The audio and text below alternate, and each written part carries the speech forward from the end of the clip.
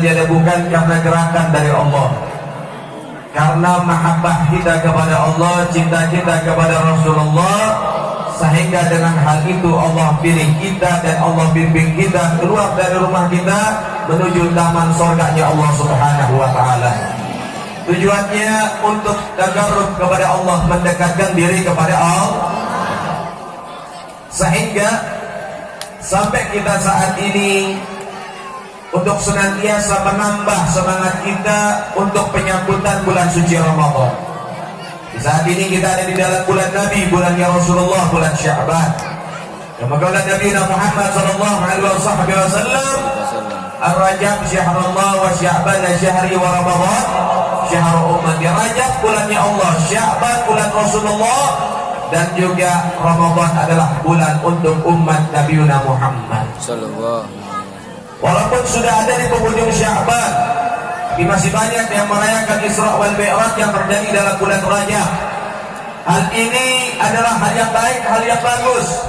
Tidak ada kata terlambat, tidak ada kata bukan bulannya, nggak bisa kita bikin acara. Enggak. Apapun yang berkaitan dengan Nabi Muhammad sallallahu alaihi wasallam, maka wajib kita sebagai umat mengenal, menceritakan, mendengarkan akan kisah Rasulullah yang terjadi dalam diri Nabi dan pribadi Nabi, untuk memotivasi diri menjadi orang-orang yang lebih baik di hadapan Ilahi Rabbi.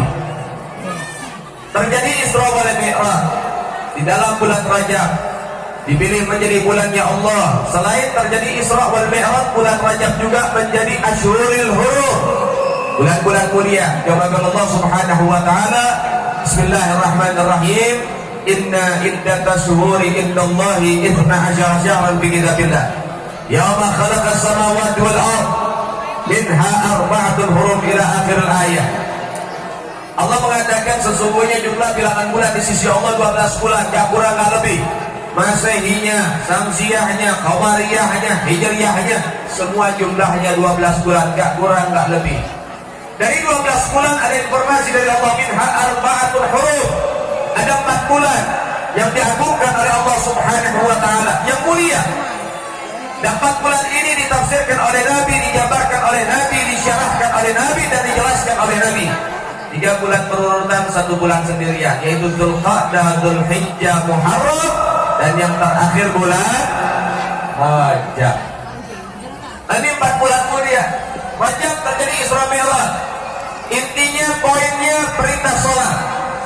Sehingga yang harus kita pahami saat ini adalah masalah sholat itu sendiri. Karena banyak daripada umatnya Rasul, mereka menyia-nyiakan sholat yang telah dibawa oleh Nabi Muhammad sallallahu alaihi wasallam. Nah sekarang begini, perjalanan yang panjang olehnya sholat. Ternyata kita sebagai umat banyak yang meninggalkan sholat. Seberapa kecewa Nabi Muhammad melihat kita? Ini yang harus kita pikirkan kalau kita ninggalin sholat. Contoh, ilustrasinya begini. Misal ibu dapat tiket berangkat umroh, ambil mestinya. Gak ada yang mau umroh deh. Mudah-mudahan semua pada umroh, haji, pondok gede. Ambil juga doi. Mudah-mudahan semuanya haji ke Makkah Madinah. Amin. Misal ibu berangkat nih, diberangkatin orang gratis untuk ibadah umroh atau haji. Bapak gak ikut, anak-anak gak ikut. Nah kira-kira orang rumah nitip-nitip apa kalau kita pengen jalan? Hah? Ibu jangan lupa, Bapak umroh, ibu gak ikut, kira-kira ibu nitip apa? Doa. Oleh-oleh. Kadang-kadang masa bodoh orang yang selamat tapi kagak, yang penting oleh-olehnya nyampe. Oleh-oleh. Sekarang ibu bawa pulang oleh-oleh buat suami, buat anak-anak. Pak, ini oleh-oleh ini. Kemudian suami bilang iya, taruh aja di meja, dilihat enggak, dipegang enggak, terima kasih pun tidak. Bagaimana perasaan ibu? Senang apa kecewa? Senang apa kecewa? Masya Allah. Bapak pergi umroh, pulang bawa oleh-oleh. Sampai di rumah dikasih, nih istriku oleh-oleh buat kamu. Si istri bilang, taruh aja di meja, dilihat enggak, dipegang enggak, terima kasih pun tidak. Bagaimana perasaan seorang suami? Kecewa. Begitu juga Nabi Muhammad.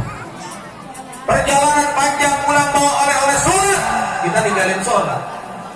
Kecewa Nabi, sedih Nabi, saking kecewanya Nabi, saking sedihnya Nabi, Nabi gak mau kasih syafaat buat orang yang ninggalin sholat walaupun rajin ibadah yang lain.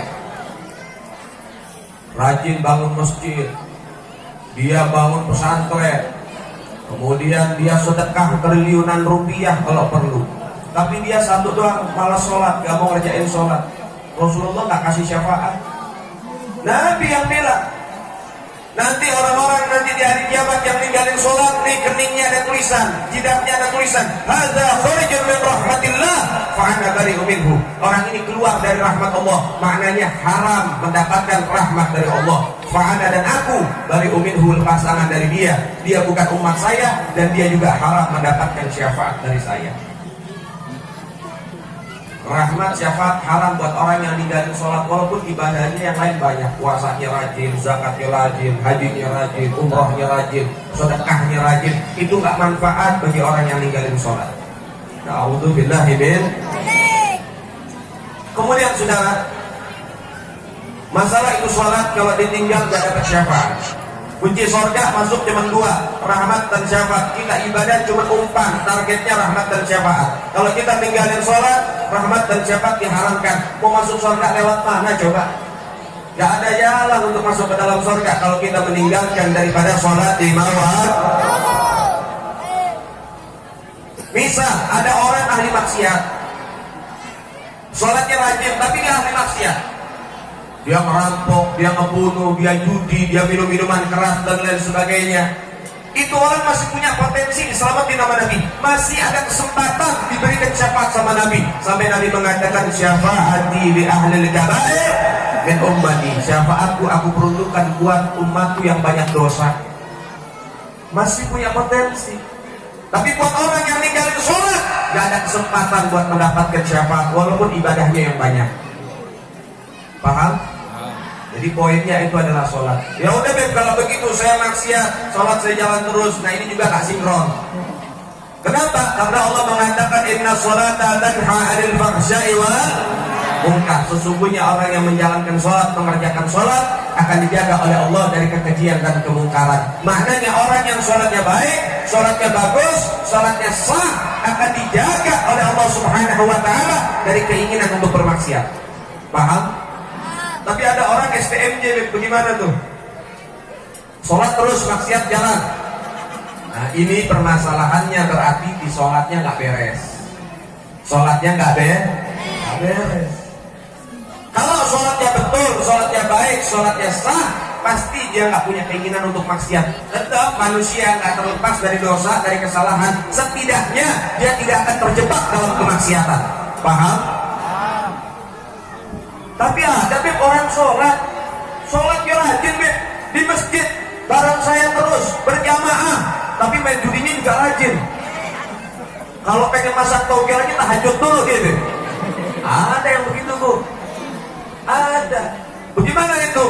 Coba cek, saya jamin sholatnya nggak sah. Saya jamin. Kenapa? Banyak orang sholat sekedar sholat tapi nggak tahu ilmunya kok. Contoh, kita kadang-kadang suka sholat di tempat umum atau yang laki suka sholat Jumat. Kita itu pasti sering dapetin ada orang pakai kaos, pakai celana sholat. Pas lagi sujud celengannya kelihatan. Betul apa enggak? Betul apa enggak? Itu sering kita dapetin. Sekarang pertanyaannya, dia sadar nggak kalau sholatnya batal? Dia ulang nggak sholatnya? Tidak. Karena kalau orang sholat auratnya tersingkap baik dengan angin, misal ibu pakai mukena, makanya ibu ulama-ulama kita paling gak demen ngelihat perempuan kalau sholat pakai mukena, apa namanya itu, atas bawah, apa namanya itu, mukena apa? Sambungan, hah? Bukan setelan ya, ada atas ada bawah tuh. Itu banyak gak sahnya Bu. Kalau pengen pakai mukena yang terusan, karena itu lebih aman. Paham? Banyak ulama kita paling gak senang ngeliat perempuan kalau sholat tuh mukenanya dia tuh ada atas ada bawah. Kenapa? Karena itu banyak kesalahan dalam masalah itu. Kadang lagi takbir kelihatan kemana-mana tangannya dan lain sebagainya, batal sholatnya. Ada orang sholat tersingkap daripada mukenanya atau sarungnya, angin lagi kenceng nih, mesingkap. Kalau misalnya tersingkap tidak karena disengaja, misal bocah jalan-jalan, bapaknya lagi sholat pakai sarung, sarungnya dibuka, kan kelihatan auratnya. Nah itu bisa batal, bisa sah. Bagaimana caranya?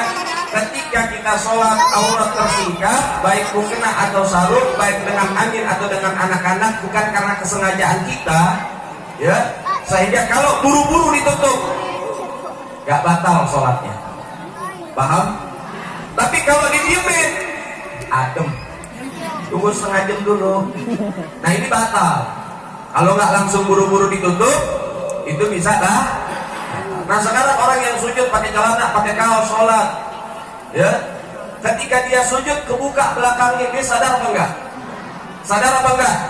Sangat sadar, jangan bilang kagak loh, rasanya beda bu. Atas anget, bawah anget, tengahnya dingin. Apalagi musola sekarang itu kadang-kadang banyaknya pakai AC. Kalaupun nggak pakai AC, jendelanya banyak dibuka, adem.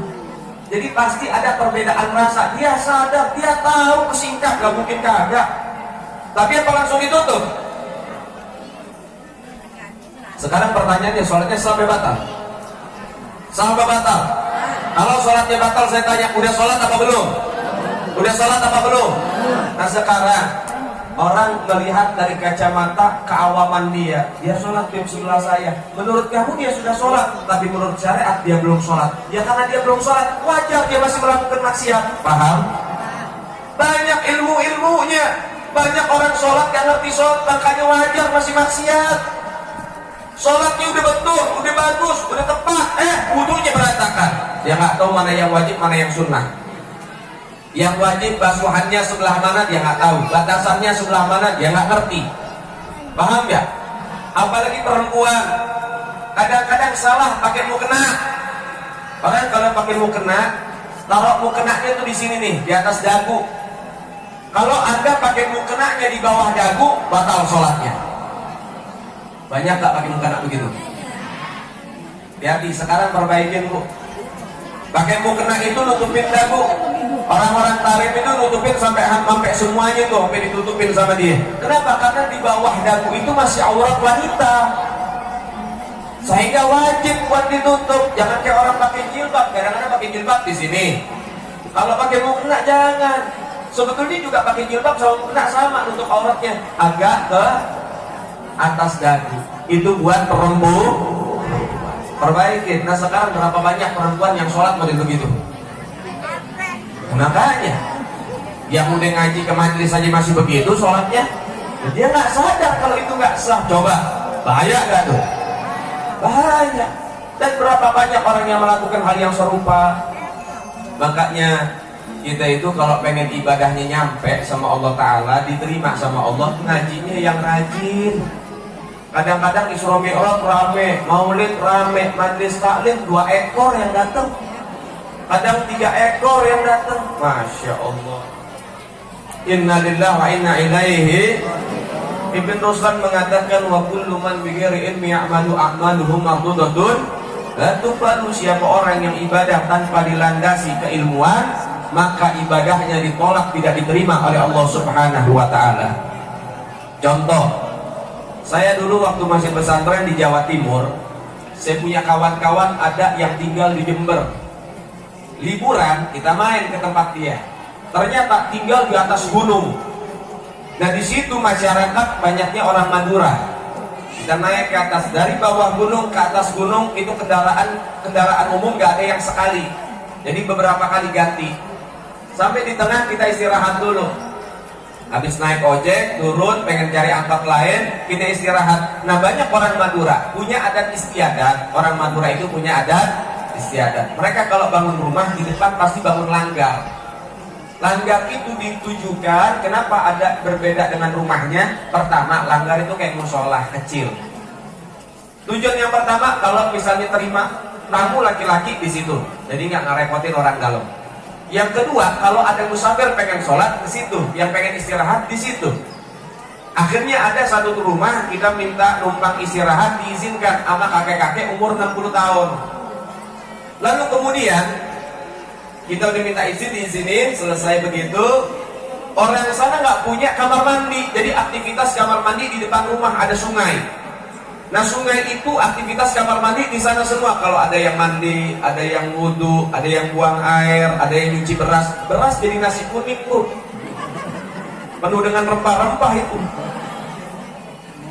Baik, kita duduk di musola di Langgar. Sungai kelihatan. Dari musola tuh kelihatan. Ada nih kakek yang punya musola turun, lepas baju dia mandi ke sungai. Habis mandi dia wudhu, kelihatan.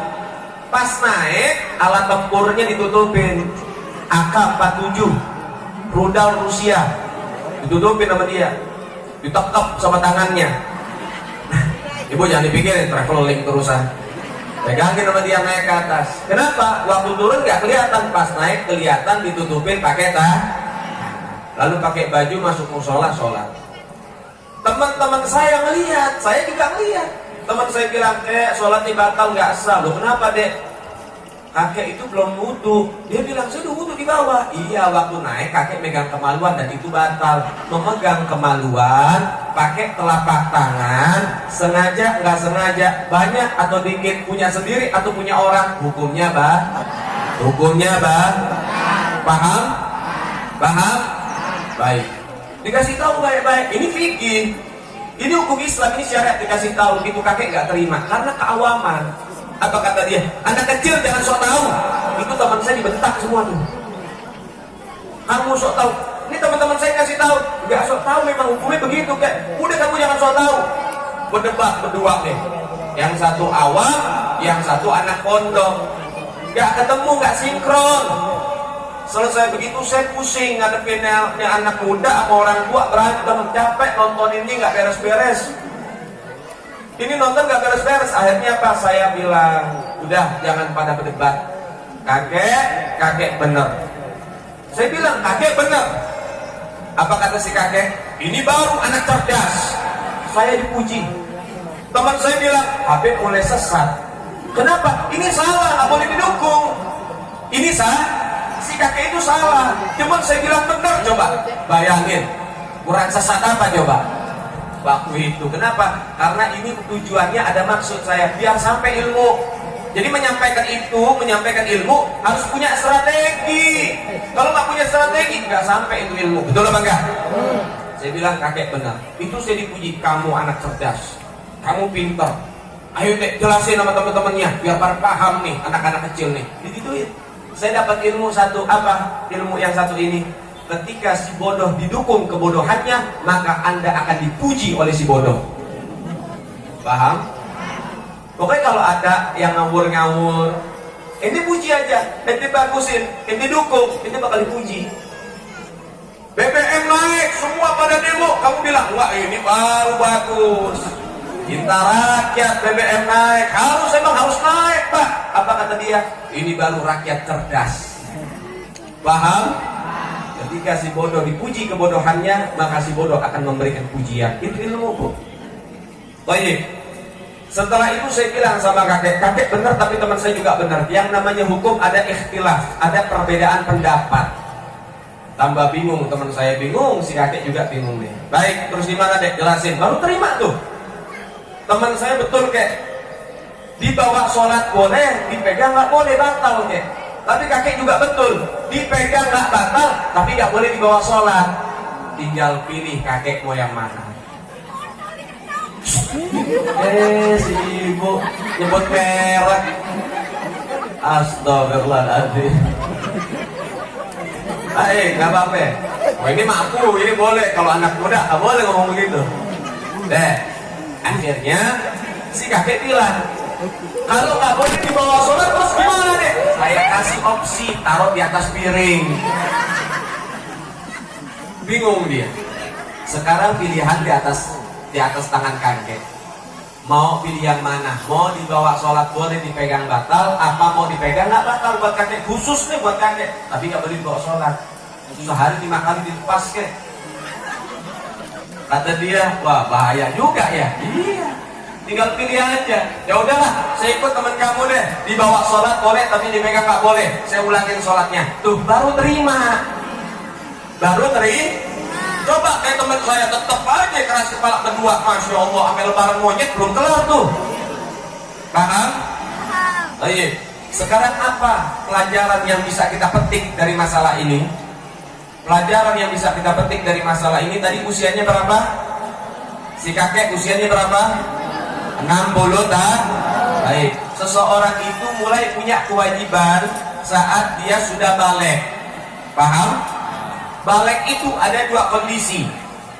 Kondisi yang pertama, khurujul mani, keluarnya air mani. Paham? Ini fikih mesti disampaikan. Kalau nggak disampaikan, mau sampai kapan kita nggak ngerti ilmu. Kondisi yang kedua, yaitu dengan sempurnanya usia 15 tahun. Selama 15 tahun dia nggak pernah keluar mani, tapi dia sampai usia 15 tahun dia punya kewajiban. Paham? Karena ada orang model begitu, Bu. Ya, tidak etis dan tidak beretika saya sebagai anak kecil tanya sama kakek kapan keluar mani, umur berapa. Ya etis. Tapi kita ambil jalur husnudzon, sangka baik, 15 tahun. 60 kurang 15 berapa? Gak bisa ngitung. Baik, saya permudah buat ibu-ibu. Beda emang hitung-hitungannya. 60.000 kurang 15.000 berapa, Bu? Jadi biasanya kalau diribuin cepet nih. Biasanya kalau udah berbau-bau duit cepet hitungnya. Berapa? 45. Baik, berarti dia itu selama 45 tahun dia sholat gak pernah sah sholatnya. Bahaya gak kira-kira? Fatal gak? Apa kesalahannya? Gak tahu ilmu. Karena dia bilang, kami ini semua masyarakat di sini, kalau wudhu ya begini, kalau naik dipegang. Semua begitu. Saya dari kecil kayak begini. Berarti seumur hidup tuh 45 tahun sholat gak pernah sah. Bayangin coba. Dan wajib digodok. Sholat yang ditinggal wajib untuk digodok. Bayangin godok 45 tahun, umur 60 tahun, berarti dia boleh mati umurnya 105 tahun. Kalau dia godoknya dicicil secara rutin satu-satu. Mau dipercepat boleh nggak? Boleh. Misalnya sehari dia godok 100 sholat misalnya, ya 20 zuhur, 20 asar, 20 isya, 20 maghrib, 20 yang lain-lain, pokoknya 20 boleh, atau di ngapain boleh. Cuman kan namanya fisik udah 60 tahun, bangun aja udah susah, digeber sedikit jantung kumat kok mati. Karena yang namanya godok kapanpun itu boleh. Boleh godok duhur di waktu asar, boleh. Godok duhur, asar, maghrib, isya di satu waktu, boleh. Paham? Jadi nggak ada istilah duhur mesti di duhur, asar mesti di asar. Nggak, itu hanya metode untuk memudahkan, ya. Tapi ya itu tadi lunasnya lama. Nah kemudian begini, itu bahaya. Dia sholat gak sah karena nggak tahu ilmu, makanya ngaji. Berapa banyak orang ibadah nggak tahu ilmu.